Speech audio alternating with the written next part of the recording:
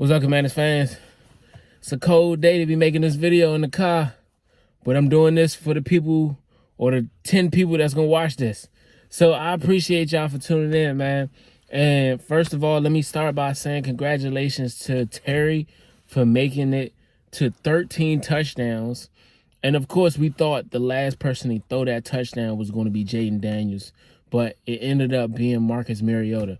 And I want to be first to tell you that I kind of knew it was going to happen, but I ain't know at the same time.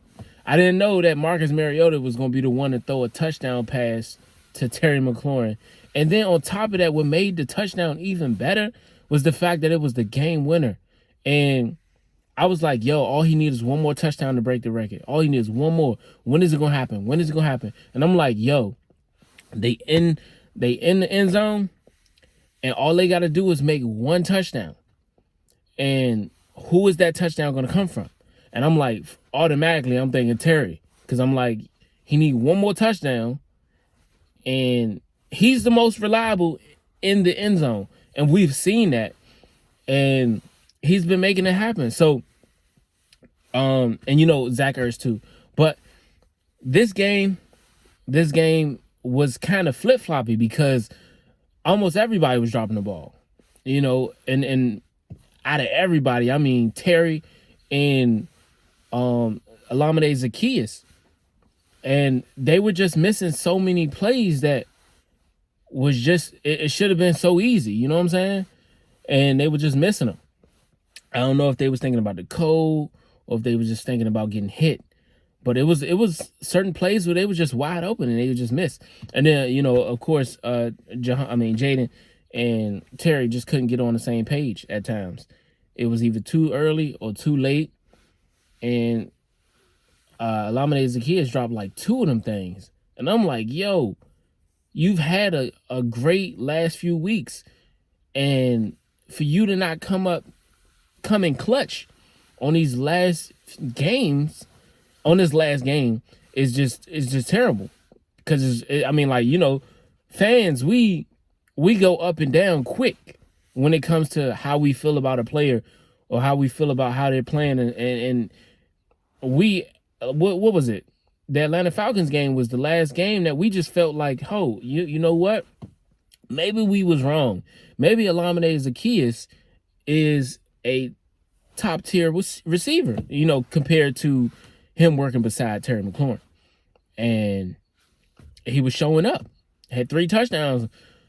And this game, it just was not it. He was missing, and he just wasn't there when he needed to be. And we finally got a touchdown. And that touchdown came from, I believe it was Zach Ertz, and then also Terry to close it out.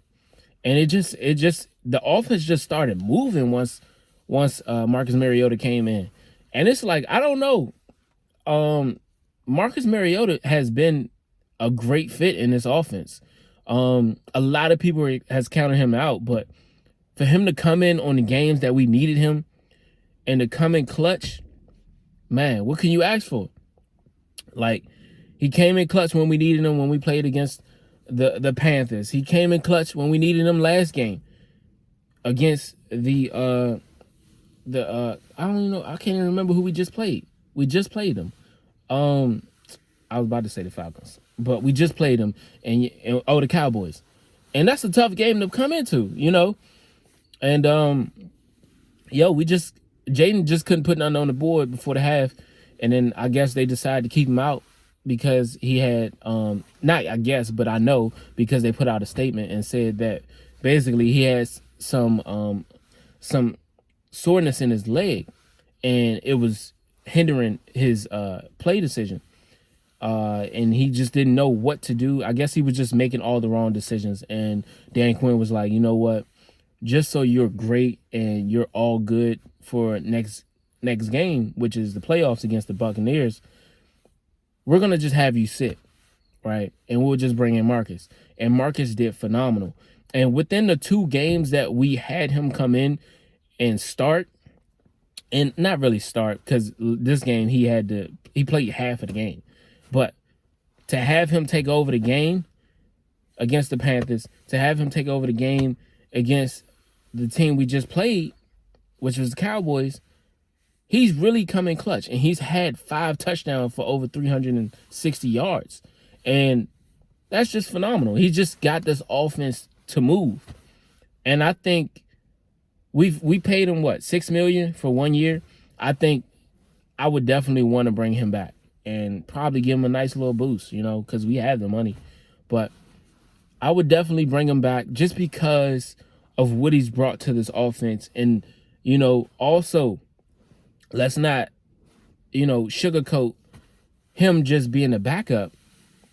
He's also gave Jayden Daniels great advice at times.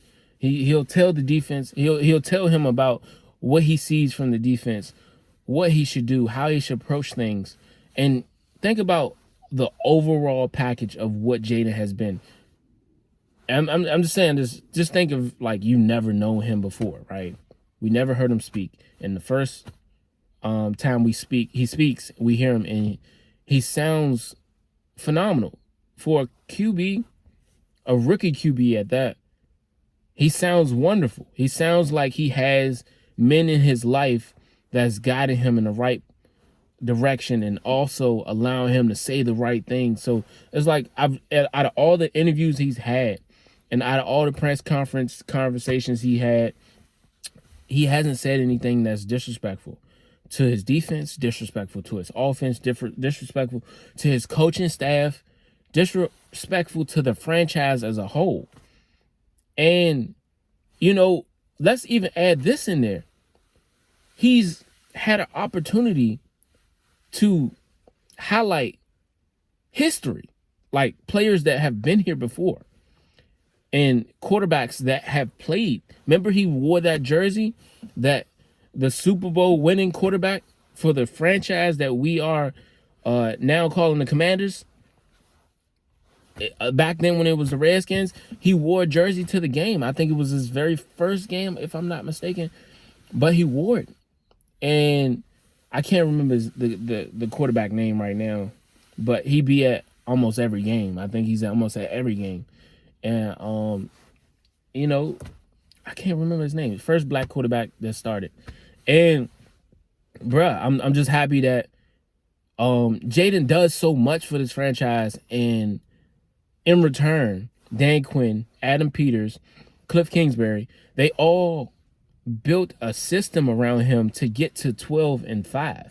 Remember in the first 2 games where Jayden wasn't doing much, we lost against the Buccaneers. We didn't have Jayden do anything. He got the offense down there to get the field goals, but he didn't make any touchdowns, right? But it was like the team was helping him, and now he's helping the team. And it's just wonderful to see where he came from to beating the Bengals, to coming close to beating the Ravens, to almost beating the Eagles, to coming back against the Cowboys, to almost beating them, to losing against the Eagles, to beating the Eagles, to not. I wasn't worried. I'm put it there. I wasn't worried about the last Cowboys game, but I was like, Jayden is going to come back. But it wasn't Jayden. It was Marcus. And then think about how it's funny that we lost against the Bengals in the very first game, right? And to play them in the playoffs in our very first game, and the number one person that can lock down Mike Evans is the person that we got. And we got him right when we needed him, right? Because he came in clutch against the Eagles game. And of course he got re-injured his hamstring. But he's gonna come in clutch when it comes time for us to play the Buccaneers in the playoffs. And man, it's a crazy storyline when you think about it. A guy like Jayden Daniels, who wasn't about to play here, is about to play here and plays here. Remember all the drama that was going on before the draft? And we were talking about how Jayden doesn't feel like he wants to be a part of the franchise, and then ends up being a part of the franchise. And then a lot of people like myself were saying that, maybe Cliff is going to go out there and try to get the Commanders to move up one draft pick to go out and get him. And then we get Jayden. And then now we're 12-5. And then a lot of people were talking about, because of the season that we're having, that Cliff Kingsbury is going to be moving on to be a head coach again. And hey, more to him if he does it. But if he doesn't, we're only going to continue to go up, because Cliff Kingsbury, his offense was tailored. It was tailored to Jayden. It was helping him be progressive versus the offense that Caleb Williams is under right now and the coaching staff that he's around and their franchise as a whole. They were projected to be a playoff team. And he had so many weapons around him, but he wasn't able to get the ball to him. And think about where we were in the beginning of the season. People were talking about how we were going to be terrible because of our offensive line. And look how Cliff Kingsbury was able to play around this offensive line, this poor offensive line. And of course, in these last few games, Jayden has been getting sacked a lot. But we've been still winning. And to win out in these last few games in the season is wonderful. I think we started winning right after the Steelers game. And we just won everything straight. We talking Saints. We talking Eagles. We talking Cowboys. We talking Falcons. And I can't remember the game before that. But we've been going off. And that's because of the culture that Dan Quinn has set. And Cliff Kingsbury has said it himself. He said what made him struggle was that when he had the Arizona Cardinals under his wing and he was the head coach, he struggled because he didn't know how to set a foundation. And he said once everything is going, it's hard to come back and then try to reestablish the culture. And once you got everything moving, you got to do that from day one. And Cliff Kingsbury said that that's what he's going to try to implement if he was to be a head coach again. And of course, it's nothing wrong with, having interviews set up for different organizations during this time. It's nothing wrong with that. But just because he's interviewing with different teams don't mean it's set in stone. Doesn't mean he can't just turn down the deal and say, you know what, I'm just going to stay with my Commanders because I'm not feeling like everything is going to be the way I want it to be. Because we gave him the spark, the feeling to go out there and play again and not play again, but, coach again, to want to be back in the NFL, to feel comfortable again. And for him to be 12-5 in his very first year back as an offensive coordinator, man, that got everybody looking his direction.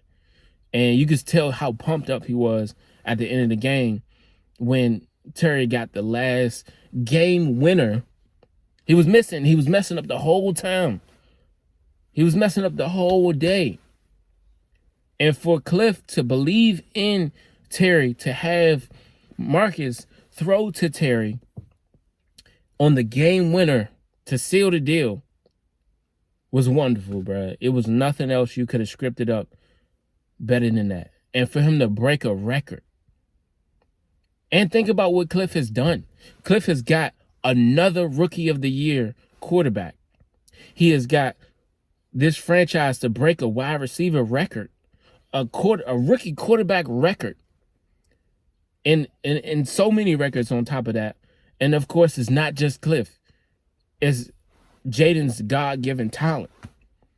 And then Jayden's God-given talent helped Terry McLaurin, who worked so hard, helped him become the player that he wanted to be.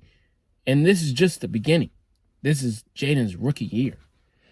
And Jayden has done phenomenal. 25 touchdowns through the air and 9 interceptions. Just a phenomenal year. And, all those interceptions ain't because of him.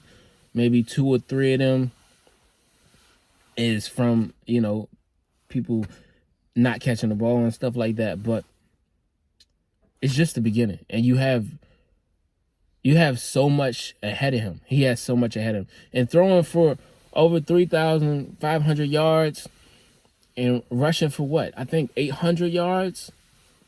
Man, just phenomenal, man. And for you to make your Pro Bowl, the Pro Bowl in your very first year is phenomenal. And we have a lot to look forward to in this franchise. And the fact that we have Frankie Louisville here for a few years, man, it's just phenomenal as well.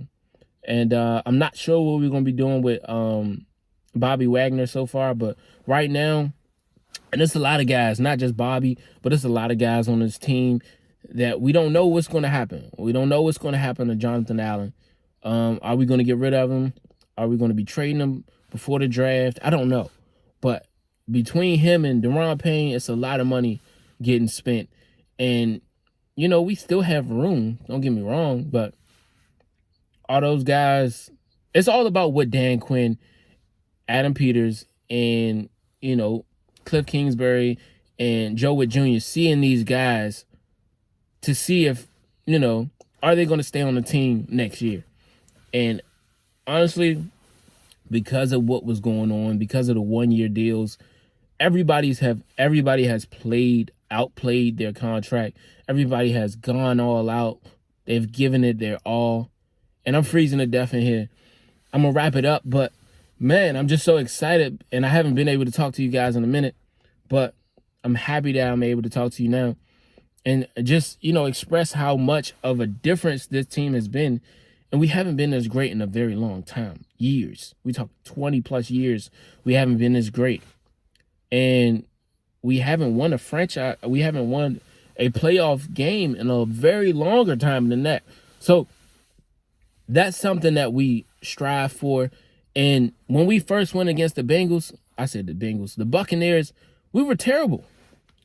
Jayden was still trying to get into the flow of things. He was trying to knock off the dust. He was trying to knock off the rust, trying to knock off the jitters.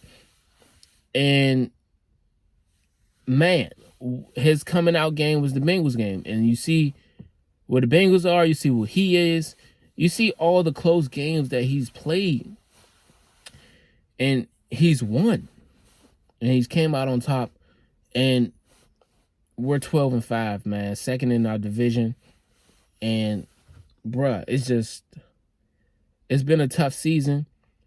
It's been a long coming for us. And for us to turn that around in 1 year, 4-13 last season, and to be 12-5 in one season, you got to give it up for the culture that Dan Quinn has set. And if we get rid of Cliff Kingsbury, if Cliff Kingsbury leaves us and decides to go, then, man, more to him, more power to him. And my video just stopped. It told me that, yeah, man, you need to wrap this up. But, man, I appreciate y'all for tuning in. I look forward to seeing what happens to this franchise. And also, I heard news that we're going to be getting the RFK Stadium back. I'm sure people have heard that news already, but I just wanted to let you guys know.